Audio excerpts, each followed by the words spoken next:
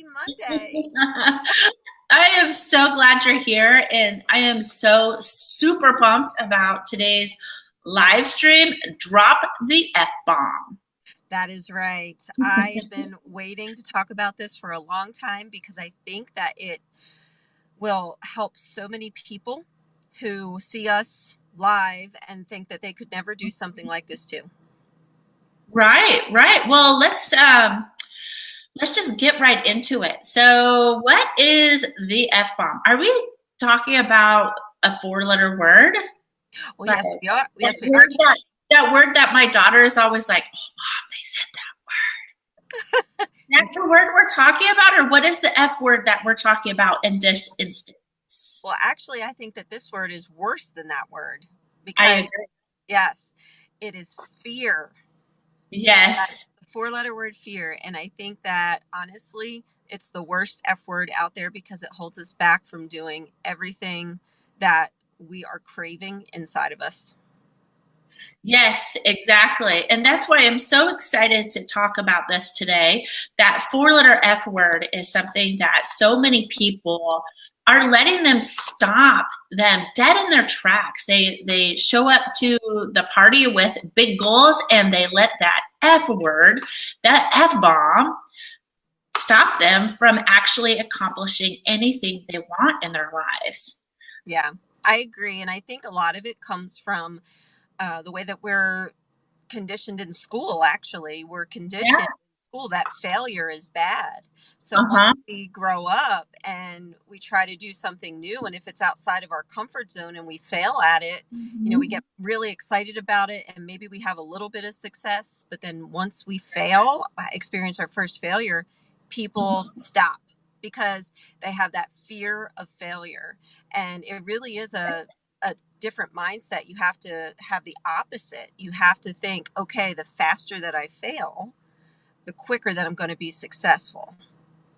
Right, right. So it's like two four-letter F words that people just let them stop in our lives. I mean, in our society, it's quite sad that we get to a certain age, when you're a kid, you are relentless and you don't stop until you get what you want. And then life gets in the way and suddenly you're feeding your fears more than you're feeding your dreams. And how sad is that? So many of us live hoping and wanting for more, but we are so paralyzed in fear Yeah. that we don't do anything to do like to accomplish our goals.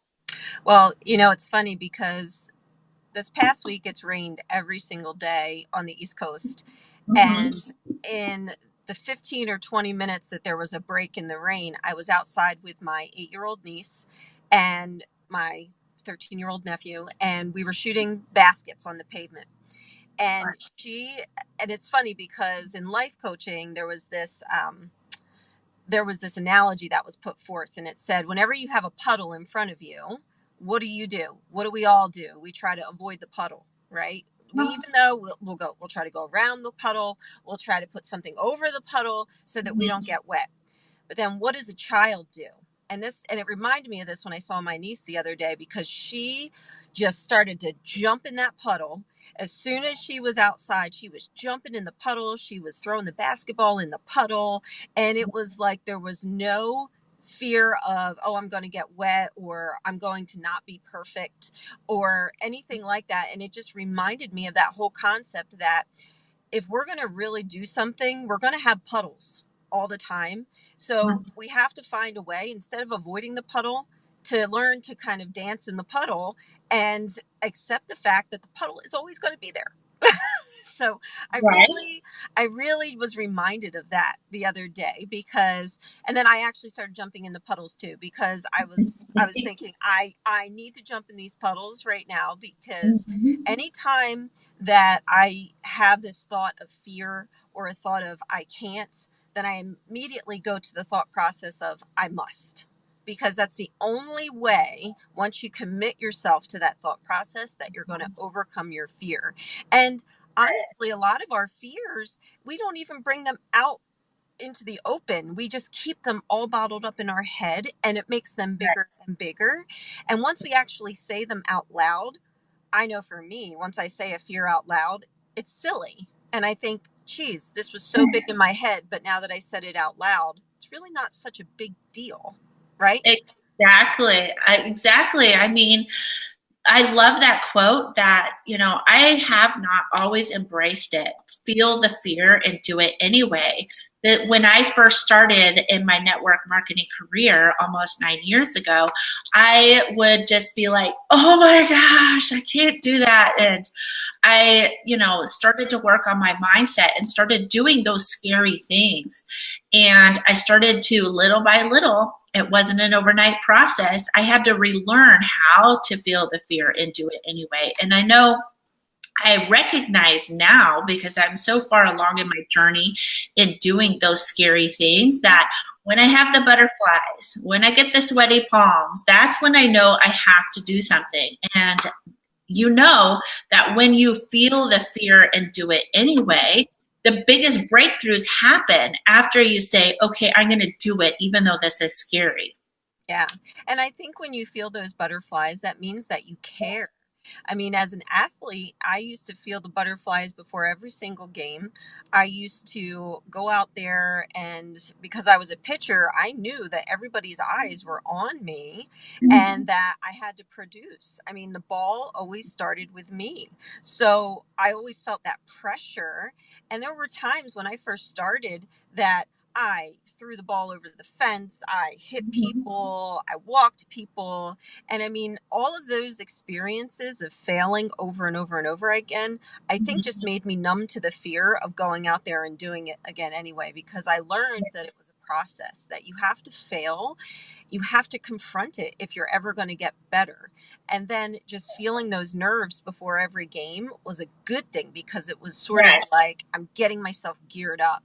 And that's what I think people don't remember when they get so comfortable in their life. They don't remember those butterflies, and they think, oh, that this must be something wrong and I shouldn't be doing it, because they haven't felt it in so long, because they've just been so ingrained in what they're doing that they've stopped dreaming. They've stopped trying to do more things. They invest in fears rather than investing in dreams.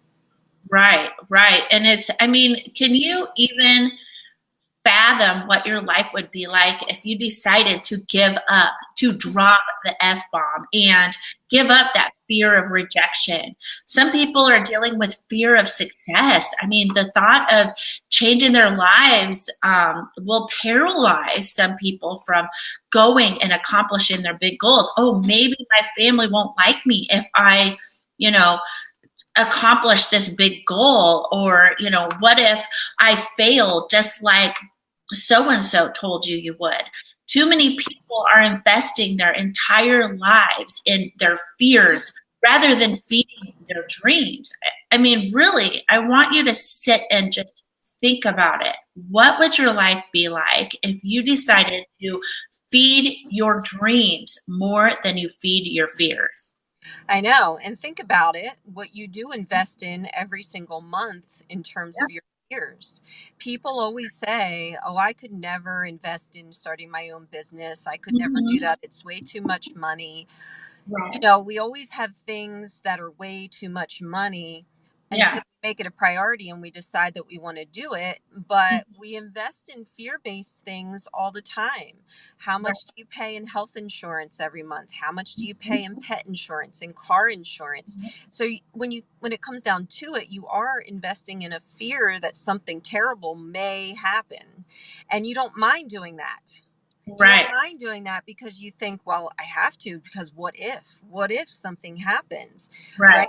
So we make that a priority in our budget, but Right. we don't make, an auto ship every month for more quote unquote inventory for our business. Mhm. With us, if we get a monthly supply of something, because again, if we are network marketers, then it's like we're opening up our own invisible franchise, and we have to restock with inventory every single month, so we can give out samples, so that we can use it ourselves, so that we can spread that, right? And Mhm. people think, oh my gosh, if I have to spend $100 a month on auto ship to refill my, replenish my stock, that That's a scary thing. And they're not thinking of it like you're investing in a dream. You're investing in what will happen. And people have given up on investing in themselves and their dreams because they Right. think it's just not possible. They've kind of learned to kind of just follow a linear path and not dream anymore. And that's when depression sets in, when you stop dreaming and growing and stop Mhm. doing, and you release that, and you get away from that child inside of you that runs through the puddles. That's when things get bad in your life. So That's right. That's right. When we right. stop dreaming, when we stop dreaming and feeling like we have a purpose in our lives. I mean, so many people feel content working 9 to 5 for 70 years, retiring and hoping they have enough money to sustain them through their retirement.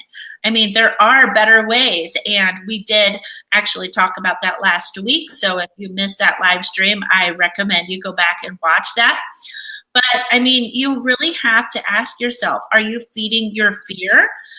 Are you putting your money into all of the doubts in your head, into all of the things that people have said about network marketing? Because that's what we're talking about today. We've both been professional network marketers for a combined, I think I'm 8 years. No, I'm, I'm going on 9. I'm almost 5 now. So combined 13 years. And I know when I first started my network marketing career, all of those fears in my head, like I'm never going to be a success, came to fruition. Like, oh, only the special people. This was actually my fear. Like, only the special people will be successful in network marketing. And I remember feeling like, I'm not going to be able to do this network marketing thing. I am never going to be a success story, and maybe I shouldn't even try. And I did have like somebody, one of my family members, telling me, "You're never going to do this. You're never going to be a success." And so I was feeding my own fear and listening to other people Mm-hmm. that I can't. And I just want to tell you that if they can't, doesn't mean you can't. How does that quote go? Just because they can't doesn't mean you can't. And you have to decide for yourself, are you going to feed the fears, or are you going to feel the fear and do it anyway? And I know for me, the more that I become knowledgeable about something, the less fear I have, you know.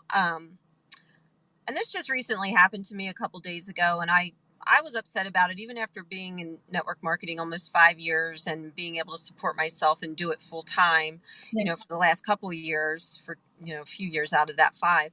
Mhm.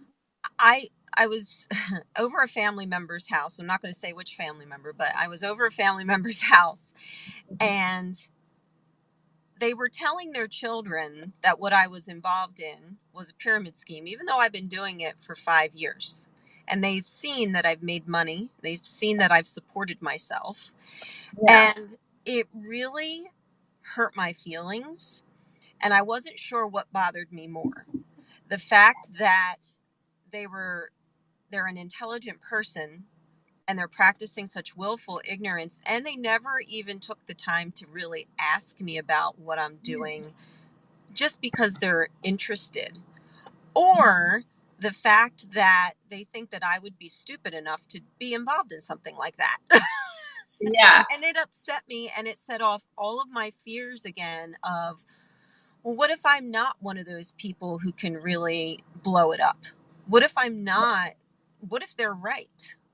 Right. Because this is somebody who I respect. I've respected their opinion about everything Yeah. throughout my entire life.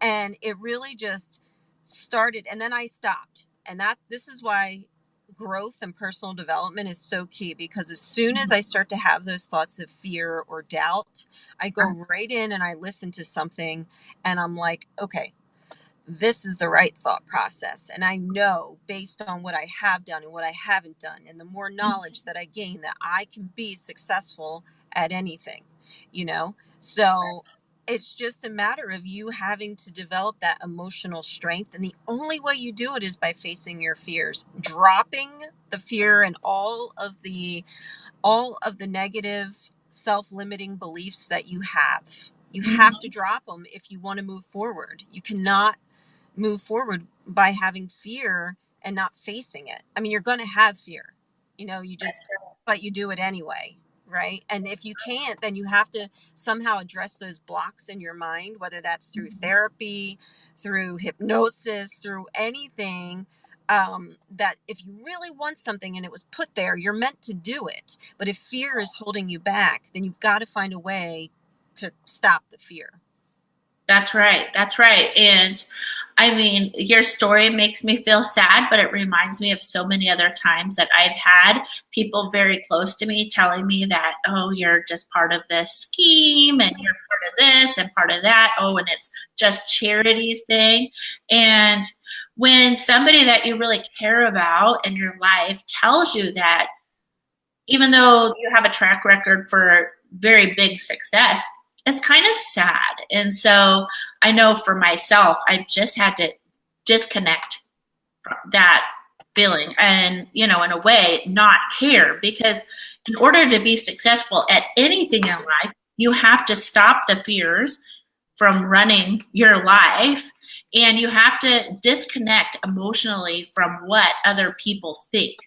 Yes, you really. It's your life. Yes, you really do. And that's, well, and there's the other thing.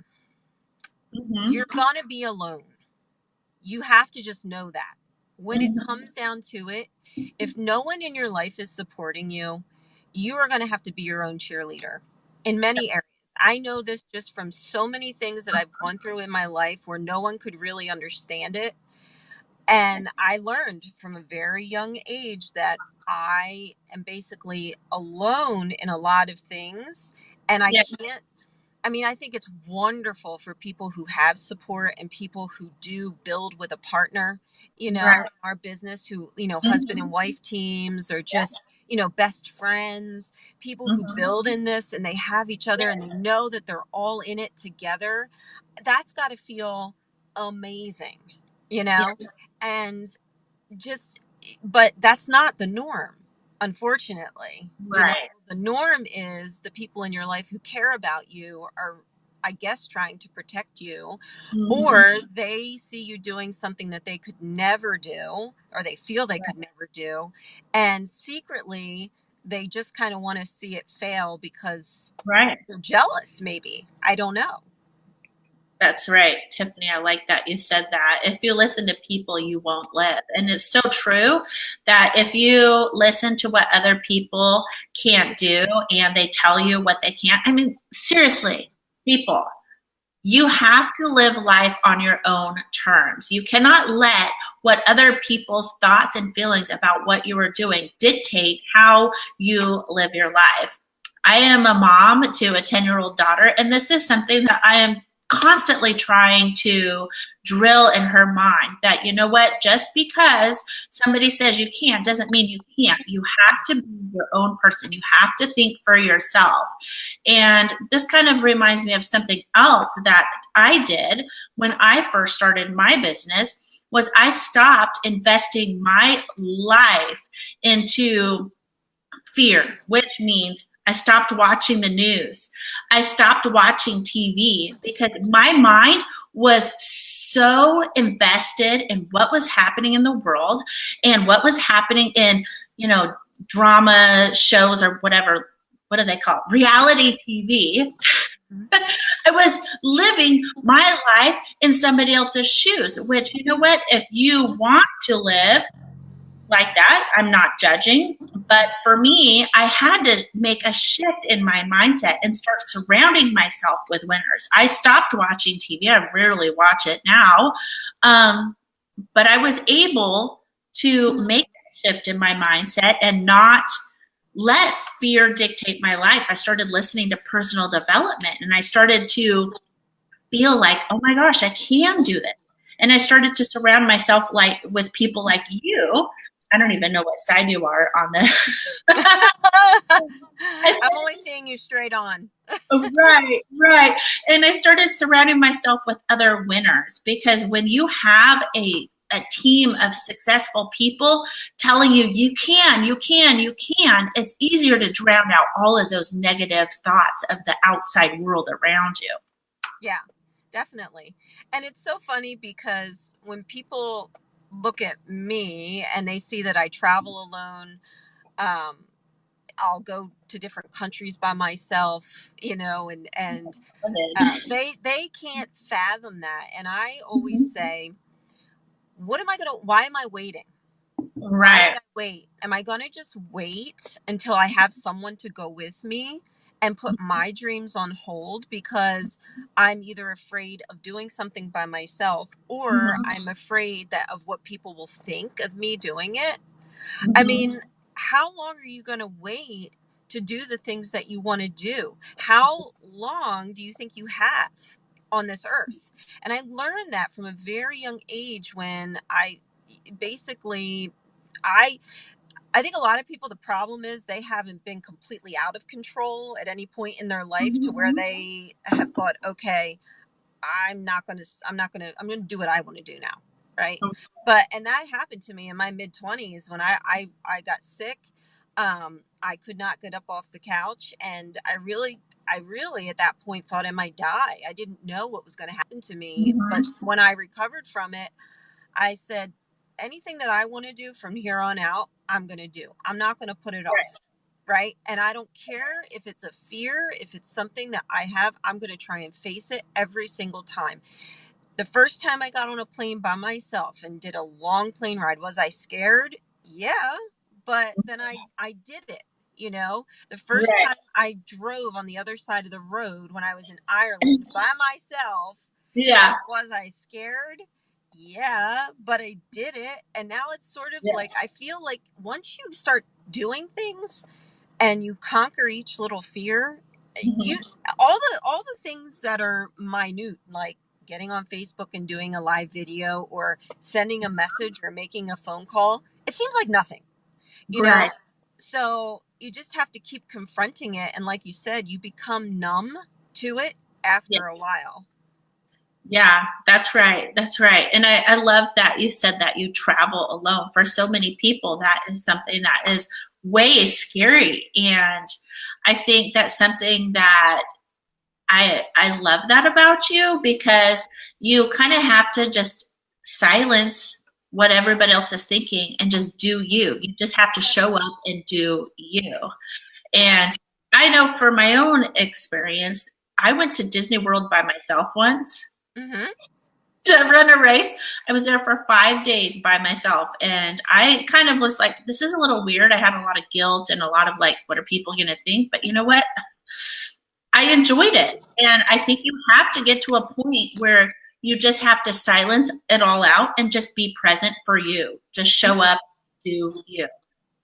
Yeah, it was the same way. I went to Hawaii by myself one time. I've been there 3 times, Yeah. and I was supposed to go the second time with a guy I was seeing, but we broke up. And we broke up a few months ahead of that, and I was still going anyway because Yeah. it was a conference. So I stayed the whole week, and I thought, well, I'm just going to have fun and do everything I want to do on this trip. And it was the best trip ever because I didn't have to worry about what somebody else wanted to do. I could Right. just relax on the days I wanted to relax. And if I wanted to go and do something, I could. And it just made me feel like I could do anything and go anywhere. I don't need to have somebody with me or be in the most romantic place in the world, but it's okay if I'm there by myself. That's It's right. okay. It's okay because I ended up meeting a lot of new people on that trip, and it was so much fun, and I just look at it like you can't stop your life. And I'm just so glad I did travel so much, and I continue to travel while I can do it. I'm not going to say, oh, I'm going to wait till retirement to do the things I want, because who knows what is going to happen. So you just cannot let fear rule your life, because it really is just a stigma that's in your head, and it's not Mhm. real. It's not real. It's not. It's not. And you just have to make a decision to drop the F bomb, drop the fear.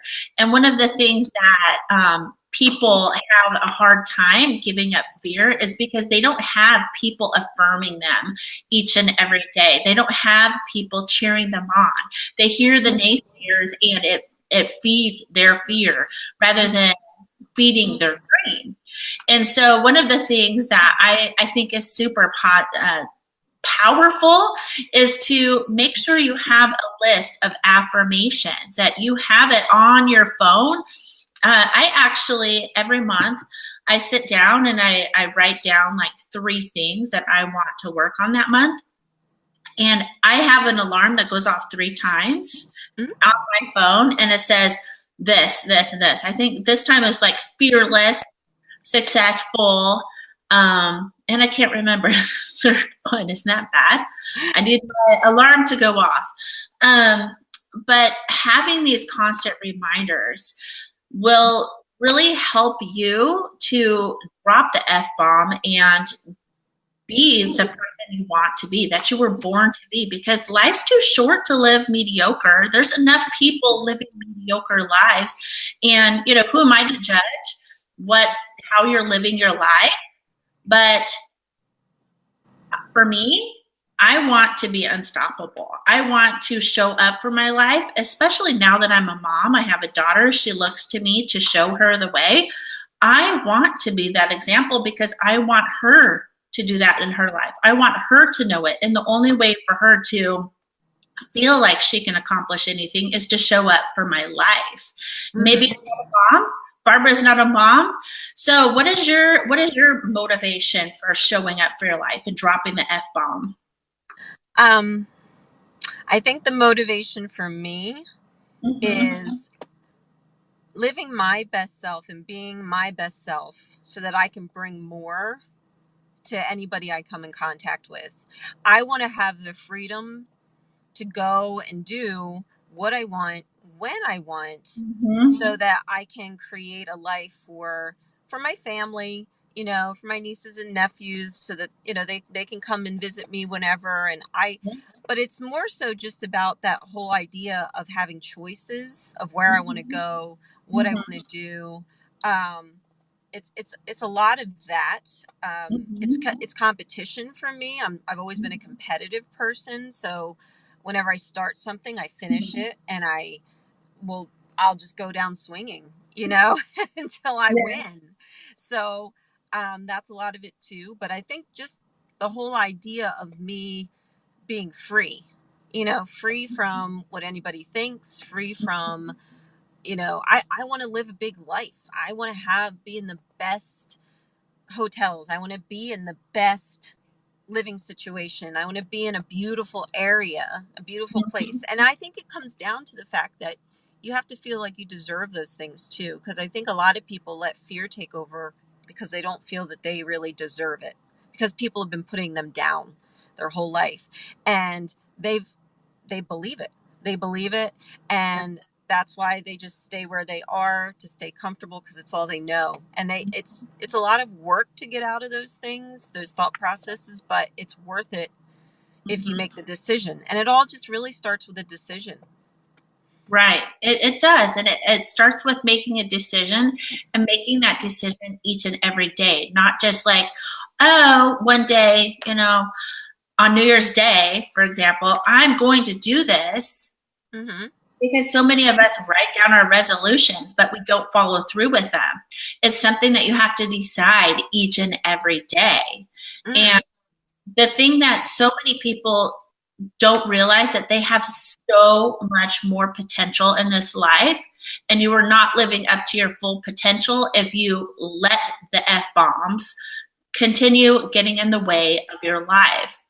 Right. So, I want you to get in the habit of talking to yourself. And this is something that I do a lot. I have conversations with myself.